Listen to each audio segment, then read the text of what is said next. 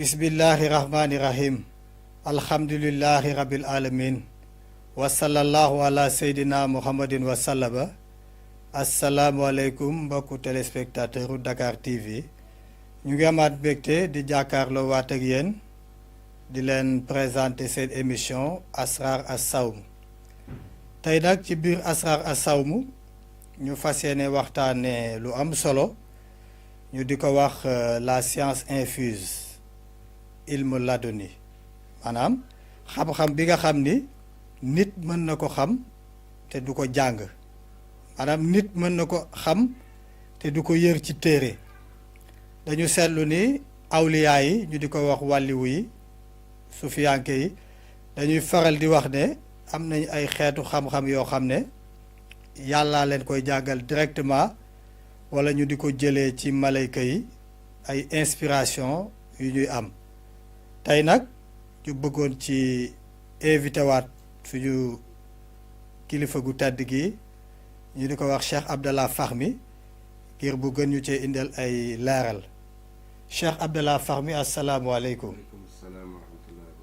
Voilà, Cheikh Abdallah Fahmi, les soufis en général, les awliya, ils parlent de la science infuse. Ils disent qu'ils ont des sciences qu'ils ont reçues directement d'Allah, sans passer par les livres. Et en général, ils sont contestés par d'autres savants dans la religion, comme par exemple les salafis, ou les fuqaha, ils les attaquent, les jurisconsultes. Quels sont les fondements coraniques de cette science infuse? Est-ce que cette science infuse a un fondement coranique? Et ceux qui contestent cette science, quels sont leurs arguments pour contester ça? Salam alaikum wa rahmatullahi wa barakatuh. Bismillah ar-Rahman ar-Rahim. Je vais reformuler ta question parce que il y a différence entre soufi et wali. Ah bon? Ça, oui. Et il y a différence entre mutasawwif et soufi. Ça, bon? Beaucoup de gens ne font pas de différence, oui. C'est pas parce que quelqu'un appartient à une tariqa qu'il est soufi. On peut à la limite dire mutasawwif. Il est dans la voie soufi. Il prend le chemin. Un itinérant salik, mourid, hein? Un itinérant ou un mourid aspirant à Allah. Le soufi, c'est celui qui s'est réalisé. Ok. Le soufi, c'est celui qui est arrivé à la fin du parcours. Ok. C'est ça le soufi. C'est pas tout le monde C'est qui est comme ça que tous les soufis l'ont décrit. Voilà. Donc, le soufi. Maintenant, dans les soufis, il y a 3 catégories de cheikhs. Ok. Par exemple, on a, pour être clair, parce que je veux mettre ces précisions avant d'entamer les... On fasse une autre émission? Non, c'est-à-dire pour dire les choses très clairement et précisément. Okay. Parce que le problème, des fois, de certains sujets, il manque de précision. Allez-y. Et ça crée des équivoques. On a toujours affirmé que notre religion, c'est Iman, Islam, Ihsan. N'est-ce pas? L'iman, il a sa science qui est le Tawhid. Dans le Tawhid, les maîtres du Tawhid, ce sont les théologiens. En français, on dit les théologiens. En arabe, on dit l'usuliyoun, usul al-din, ulama usul al-din, l'usuliyoun. C'est eux les maîtres de cette...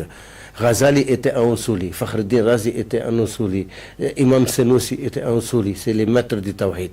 Par exemple, dans le Tawhid Ash'ari, dans lequel nous évoluons, nous, comme Malikites.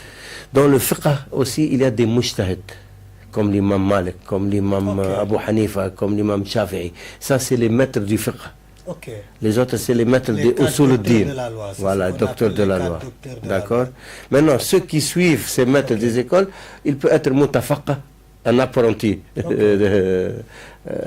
faqih, ou il peut être un faqih. Mais il n'est pas arrivé au l'ijtihad. Les mujtahid, il n'en a pas beaucoup. Maintenant, dans les soufis, c'est pareil. Il y a le mutasawwif qui prend. Il y a le soufi qui est arrivé à la fin. Les maîtres du tasawwuf, comme Cheikh Abdul Qadir Jilani, comme Abul Hassan Chadli, comme Cheikh Ahmed Tijani, comme Cheikh Ahmadou Bamba. C'est ceux qui sont des fondateurs de tariqa. Comme l'imam Malik est un fondateur d'une école du fiqh, l'école malikite. Cheikh Ahmadou Bamba est fondateur de mouridisme. Cheikh Abdul Qadir Jilani de la Qadiriya. de Cheikh Ahmed Tijani, de la Tijaniya, Aboul Hassan Sazeli, du Chadiliya, tu vois, donc c'est des maîtres. Maintenant, ceux qui ont pris leur école, qui ont adopté leur école, leur méthode et tout, ce sont des... Il peut être des soufis, des maîtres qui sont arrivés, des soufis ou des apprentis soufis, des mutasawwif. Ok. N'est-ce pas? Donc c'est des... Maintenant, tout ça se réunit. Certains faqirs, c'est pas vrai que les faqirs contestent les soufis ou contestent la wilaya ou contestent l'ilm laduni. C'est pas vrai du tout. Seuls les apprentis faqirs ou les faqirs qui n'ont pas évolué dans leur domaine du tasawuf peuvent contester parce que, comme Sayyidina Ali a dit, Al-insanu adou ma yajhal. L'homme est toujours ennemi de ce qu'il ignore. N'est-ce pas? Donc il ignore cette science, donc ils peuvent la contester. Mais c'est rare. Et ça, je vais te dire ça et tu vas vérifier et tu vas être étonné. Et tous ceux qui écoutent, j'espère qu'ils vont vérifier et ils peuvent t'appeler et tu leur répondras. C'est rare dans l'histoire de l'islam, dans les sciences islamiques, que tu trouves un maître qui n'est pas un soufi. Dans les maîtres du hadith, ils sont à 90% des soufis. Dans les maîtres du vers coranique, Qurtubi est un soufi. C'est l'un des plus grands commentateurs du Coran. Suyuti, qui est l'un des plus grands commentateurs, c'est un soufi. Dans les faqirs, pareil. Les maîtres du fiqh, c'est pareil. Dans les maîtres, il y a pas, parce que c'est indissociable, l'iman, islam, ihsan, il est indissociable. Mais c'est malheureusement, il y a une tendance nouvelle qui est venue, surtout avec les wahhabites de l'Arabie Saoudite, qui ont déformé la compréhension de la religion. Pour eux, ils disent que le tasawuf c'est du bid'a, les ash'arites ils font du bid'a, donc les écoles de théologie on les rejette et les écoles de tasawuf on les rejette. Il n'y a que eux et leur compréhension minimaliste, obsolète de la religion qu'ils veulent imposer aux musulmans.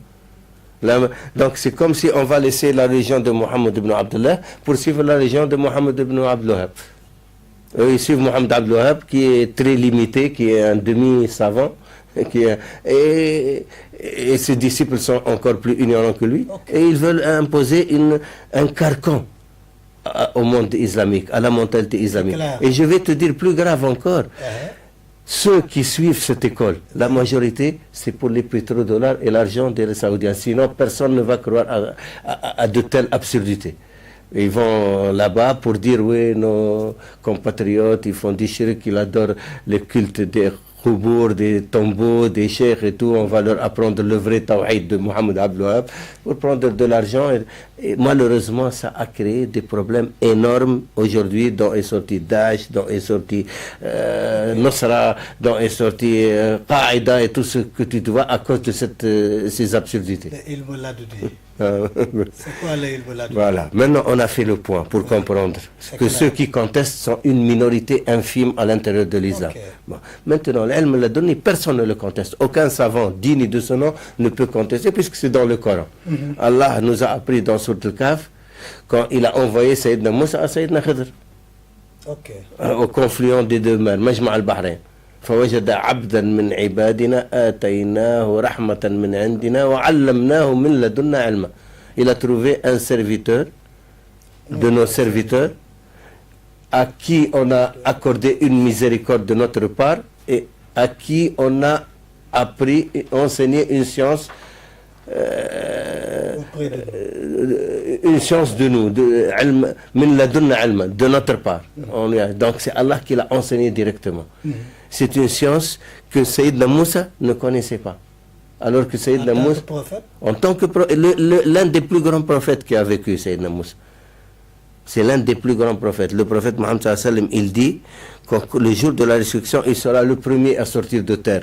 Il va enlever la poussière, il va trouver Sayyidina Moussa qui est accroché au pied du trône. Il dit, je ne sais pas s'il a été envoyé avant ou en même temps. S'il a été ressuscité avant ou en même temps. Sayyidina Moussa, Kalimullah, c'est Allah qui lui a parlé. Sayyidina Moussa, à l'époque, dans son époque, était le plus savant sur terre, puisqu'il a vécu dans la civilisation égyptienne. Il a été élevé par Pharaon. Et les Égyptiens étaient les détenteurs du plus grand savoir de l'humanité. Aucune civilisation ne peut se comparer à la civilisation égyptienne. Et Moïse a été élevé et il a été enseigné par les plus grands sages de l'Égypte. Il a été l'un des plus savants de l'Égypte, donc du monde entier. Ça avant la prophétie, avant qu'il soit prophète. Et Allah l'a choisi, élu, et il l'a fait prophète, il lui a parlé directement. Hein? Et il lui a donné la Torah, où il y a l'explication de toutes choses. Donc, il se croyait à juste titre le plus savant sur terre.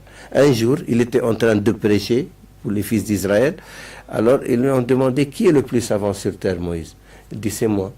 À juste titre, il pensait. Alors, Allah lui a fait savoir que au-dessus de tout savant, il y a toujours plus savant. Ah, il voulait savoir. Il voulait voir plus savant que lui. Parce qu'il était en quête de la connaissance et du savoir. Donc, puisqu'Allah lui a enseigné qu'il y a plus savant que lui, il voudrait le voir. Apprendre.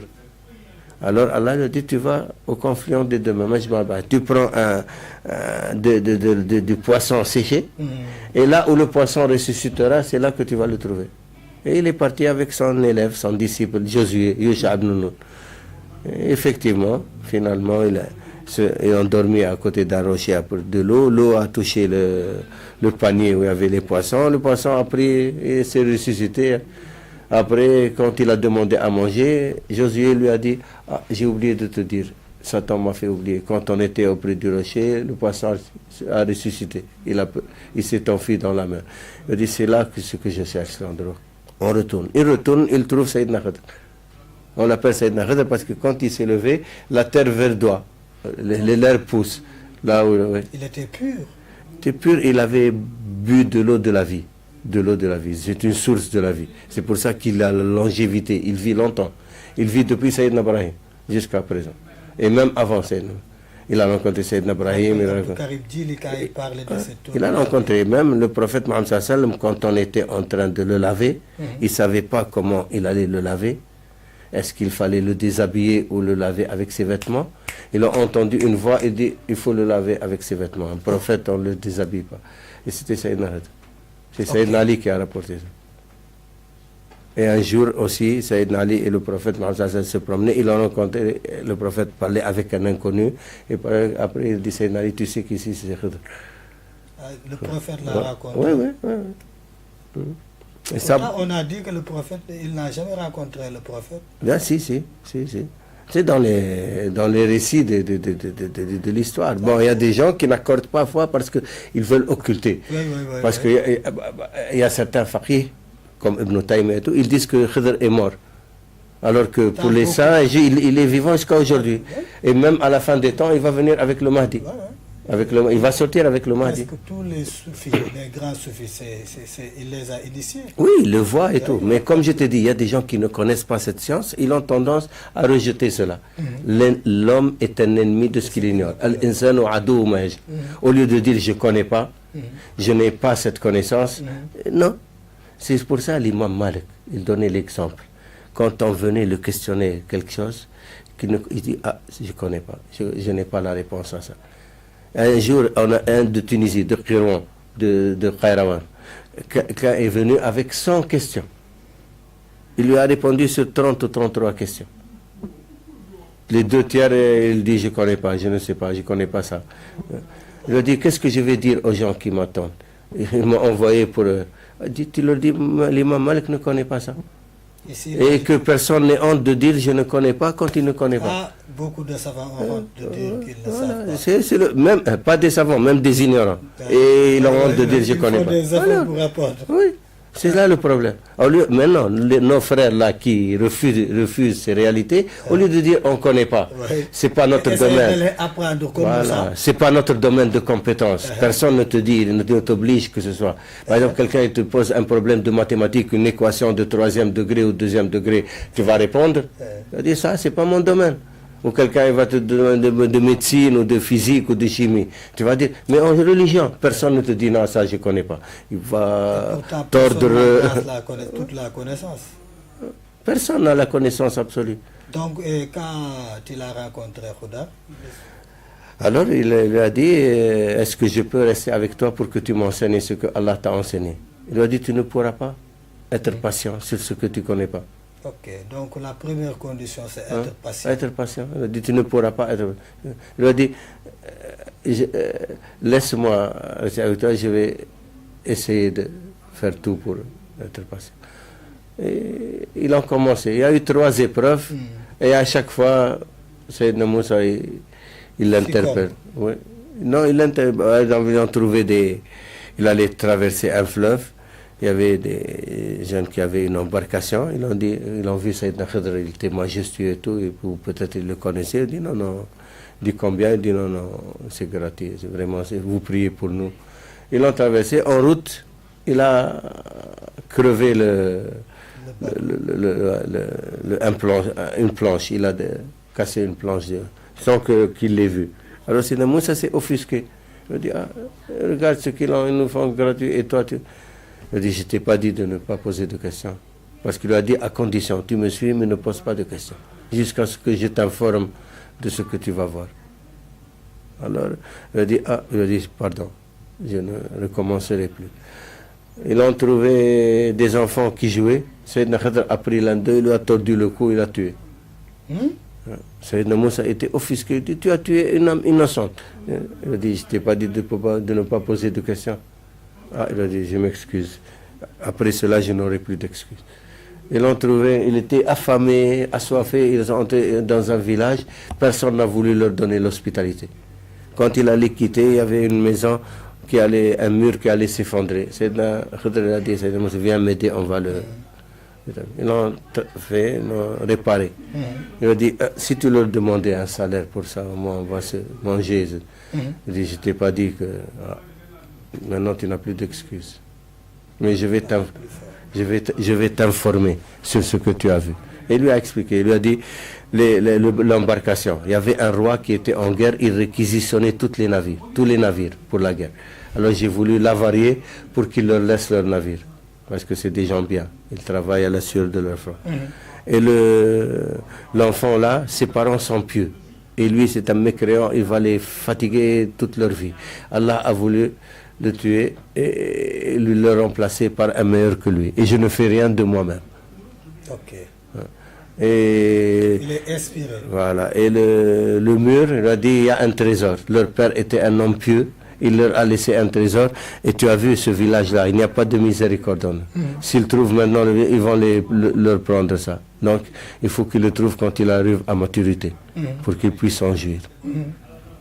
Sayyidina Muhammad sallallahu alayhi wa sallam, en commentant cela, il a dit, oh, j'aurais espéré que mon frère Moïse aurait eu plus de patience, on aurait appris beaucoup. Khidr, il lui avait préparé 1000 épreuves. Il n'a pas pu résister sur toi. Donc, je comprends, le ilm l'a donné de Khidr. Quand il allait se séparer, alors Sayyidina Khidr avait un oiseau qui est descendu dans le fleuve et il a bu avec son bec qu'il prenait de l'eau pour boire. Il a dit, Moïse, tu vois cet oiseau, qu'est-ce qu'il prend du fleuve pour boire? Il a dit, ta science et ma science. Et comme ce que ce oiseau peut prendre du fleuve dans l'omniscience divine. C'est quoi notre science à propos de l'omniscience? Il dit, Allah augmente mon savoir. Donc celui qui se croit savant. Même Allah a dit au prophète de demander. Dit Allah fait accroître ma science.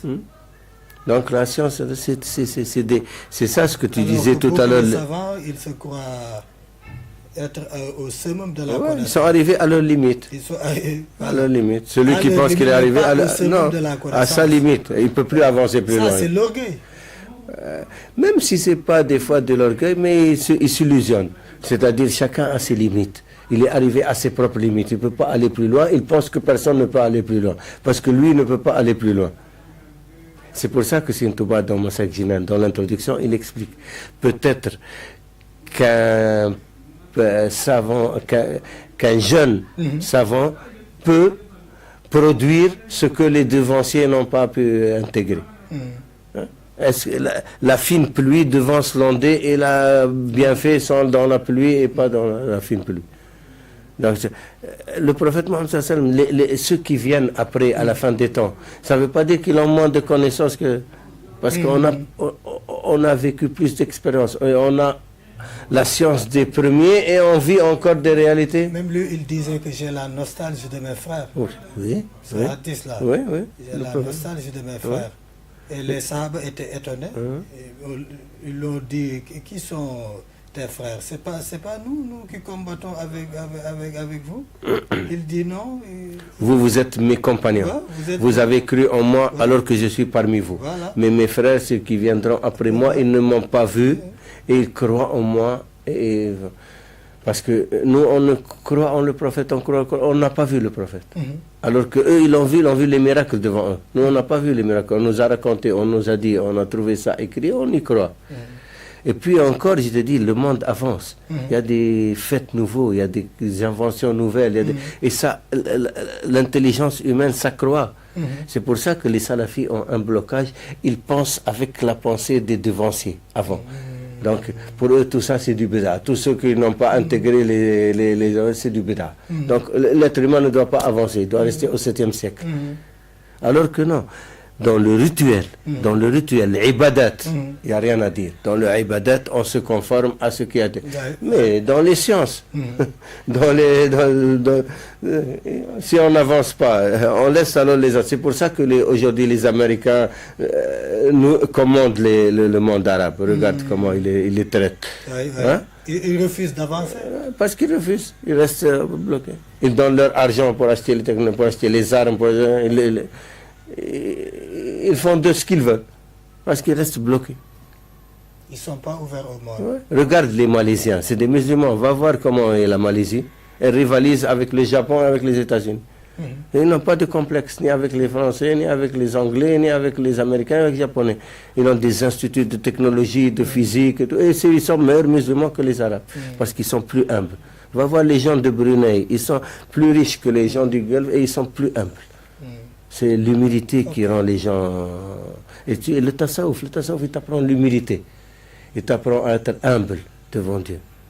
C'est pas quelqu'un qui est arrogant, il veut dire aux autres ce qu'il veut. Non, ça, il ne faut pas prier comme ça, il faut prier comme ça. Alors que ça n'a aucune incidence sur la prière. Tu pries comme ça ou comme ça. Les critères de sélection pour avoir le ilm laduni? C'est un don de Dieu. Ça vient de Dieu, il n'y a pas de critères. C'est la pureté du cœur. Plus tu es pur, plus tu as des chances qu'Allah se manifeste à toi par sa grâce, par ses bienfaits, par sa connaissance. Il t'insuffle. C'est la pureté du cœur. Parce qu'Allah aime les pieux, il aime les muhsinoun, les bienfaisants.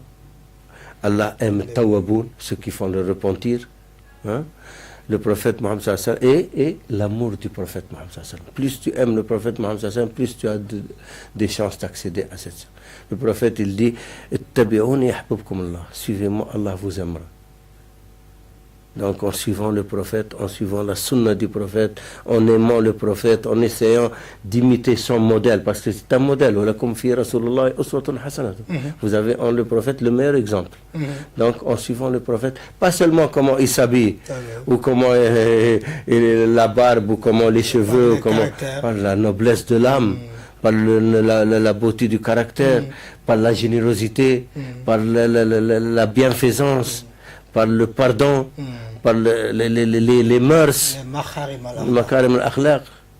C'est ça qu'il faut suivre le prophète. C'est difficile de réaliser les makarim al-akhlaq. Tu vois aujourd'hui des gens qui te disent, ils attachent de l'importance à la tunique, elle est courte ou non, le khamis, le serwal, porter ceci, porter cela, la barbe, la longueur, alors que il laisse la noblesse de l'âme, le noble caractère et tout ça. Est-ce que c'est pas Satan qui les agarre? Oui, le prophète Mohammed sallallahu alayhi wa sallam, il dit Innama bu'ithtu li utammam makarim al-akhlaq. En fait, j'ai été envoyé pour parfaire, pour parachever les mœurs et le caractère. Donc, j'ai été envoyé pour enseigner, bu'ithtu mu'allim. Pour enseigner aux gens. Donc, enseigner, si tu veux enseigner les gens, il faut d'abord que tu sois un bon exemple. Allah, il dit dans le Coran, Id'u ila sabili rabbika bil hikmati wal maw'izati al hasanati wajadilhum billati ahsan. Appelle aux voix de ton Seigneur. Par la sagesse d'abord, la sagesse. Il faut acquérir la sagesse. Si tu veux enseigner aux autres et appeler les autres, d'abord tu dois être sage. Pas dire n'importe quoi. Un sage, chaque chose a sa place, chaque mot a son sens. Et le bon exemple, Maw'id al-Hasana, le bon exemple. Et ne polémique qu'avec une argumentation saine et seule. Tu viens à un chrétien ou un kafir, tu vas lui dire qu'il est dans l'erreur. Et toi, tu es dans la vérité. Il faut bien qu'il voit cette vérité se manifester en toi. Il doit bien voir la sagesse, le bon exemple, le bon caractère, la noblesse de l'âme pour qu'il t'écoute. Mais si tu viens avec une épée ou un couteau, une bombe ou avec un explosif, tu te dis, ah, si tu ne crois pas, je vais te faire... Qui va te suivre? Quelle est la différence entre la sagesse et le ilm laduni? L'ilm laduni, c'est une science infuse. C'est Allah qui te la projette dans le cœur et dans l'esprit. Et elle jaillit de ta langue, elle jaillit dans tes actes. La sagesse, c'est une connaissance que tu acquiers par l'effort. Par exemple, Socrate était un sage, Platon était un sage, Aristote était un sage. Eux, ils ont fait des efforts. Tu sais, il faisait le jeûne, il s'abstenait des voluptés, Socrate, il vivait avec une vie d'ermite, tu vois. Il allait dans les rues, il disait, il a commencé sa quête, on appelle la maïotique, la science que Socrate a amenée, la maïotique. C'est-à-dire, il disait que, normalement, les plus intelligents de la société doivent être les politiciens, ceux qui gouvernent le pays. S'ils gouvernent les autres, c'est parce qu'ils sont plus intelligents que les autres. Donc il va s'instruire auprès d'eux. Donc il va les interroger. Il trouve qu'ils n'étaient pas plus savants que lui. Au contraire, loin de là. Il va voir les philosophes. Il trouve qu'ils jonglent avec les mots et avec les... Il va voir à l'époque, on ne les appelait pas les philosophes. Ils n'étaient pas philosophes, ça, non, oui, mais à l'époque, on n'appelait pas les philosophes. À l'époque, c'était les sophistes. C'est du sophisme. C'est du sophisme comme les avocats d'aujourd'hui. Il peut plaider coupable ou non coupable pareil. Tu es son client. Si tu es coupable, il va te faire une plaidoirie de coupable. Si tu dis non coupable, il va te faire une plaidoirie non coupable. Il trouver les arguments pour ceci et pour cela. Donc les sophistes étaient comme ça, c'est de la rhétorique. Donc jouer avec les mots, avec l'éloquence. Pour convaincre son interlocuteur. Donc les sophistes il y avait Gorgias qui était l'un des plus grands sophistes de l'époque, il apprenait aux gens cet art. Donc il a combattu Socrate. Et c'est là que la philosophie, c'est l'amour de la sagesse. C'est pas la sagesse, c'est l'amour de la sagesse. Comme on a dit, Soufi et Mutasawuf. Tu peux être amour de la sagesse sans être un voilà. sage. Maintenant, quand tu arrives à la fin à la sagesse, tu es un sage. Luqman, le Hakim, était un sage. Luqman, tu es dans le Coran. Socrate était un sage, Platon était un sage, Aristote était un sage. C'est quoi la sagesse exactement? La sagesse, c'est le hikmah. Ça veut dire de donner à chaque chose sa juste mesure. C'est la juste mesure dans toute chose. Donc, de donner les bonnes proportions à chaque chose, l'harmonie dans tout ce que tu fais, dans tes actes, dans tes propos, et que tes propos soient en concordance avec tes actes. Donc, c'est la noblesse, c'est une vertu, la sagesse. Donc, la sagesse, c'est être juste. Être sage, c'est être juste. Sage, voilà. Maintenant, et puis avoir les vertus, cultiver les vertus. Les sages avant cultiver les vertus, avant l'islam. Par exemple, Socrate avait refusé, comme Platon, comme Aristote, avait refusé les divinités qu'adoraient les Grecs étaient anthropomorphistes avant. Ils représentaient le grec. Donc, eux, ils parlaient du Dieu un. Avant, ils n'avaient pas de révélation. Oui. On les appelle des philosophes théistes qui croient en Dieu. Et il y a des philosophes, par exemple, comme Épicure ou comme Démocrite, qui étaient des philosophes, on peut dire, mécanistes. Tu vois, ils croyaient que c'est une mécanique qui tourne. Il y a des gens qui disent qu'il faut partir des 124 000 prophètes. Parce que Allah n'a pas cité tous les 124 000 prophètes dans le Coran. On ne peut pas l'affirmer, on ne peut pas le nier. Ni l'infirmer, ni l'affirmer. Voilà, Allah a envoyé dans chaque peuple des prophètes. Voilà. Mais il y a des populations, ils n'appellent pas un prophète comme nous. Par exemple, les hindous, les chinois, ils ne connaissent pas ce que c'est un prophète. Ils ont d'autres modes. les hindous avatars, les autres. Si on comprend bien cela, on peut considérer que... Mais on ne peut pas l'affirmer. Comme a dit le prophète Mohammed sallallahu alayhi wa sallam, l'être Ahlul Kitab, pour les gens du livre, il ne faut pas les infirmer ni les confirmer. Parce que tu vas l'infirmer dans quelque chose, ça peut être vrai, et tu vas le confirmer dans quelque chose, ça peut être faux. Ah, c'est le prophète qui a dit ça. Dis Ne les confirme pas, ne les infirme pas. Si tu ne connais pas, tu dis je ne connais pas. C'est la solution la plus sage. Et même Ibn Arabi, quand il reprochait aux savants exitoristes et certains fuqaha qui accueillent les autres, il dit, est-ce qu'il ne serait pas plus sage pour vous de suivre les indications du prophète qui vous a dit de ne pas démentir les gens du livre et de ne pas les confirmer? Au moins pour les awliya, faites pareil. Si vous ne connaissez pas, laissez-les avec leur science, la science infuse. Ne les confirmez pas, ne les infirmez pas. C'est clair. Le fondement de la science infuse est dans le Coran. Et c'est le passage de Moussa et Khoudar. Voilà. C'est clair, c'est clair. On vous remercie. Merci beaucoup. jërëjëf mbokku téléspectateurs yi ñu ngi leen di santaat di leen gërëm yaakaar nañ ni li ñu fi waxtaan leer na ci seen bopp bu leerul ñu ngi naan yàlla leeral ko te xamal ko ñëpp ilmu laduni bi ñuy waxtaanee yàlla na ñu yàlla fóot suñu xol te tàbbal ñu ci wasalaamualeykum wa rahmatullah jërë ngeen jëf.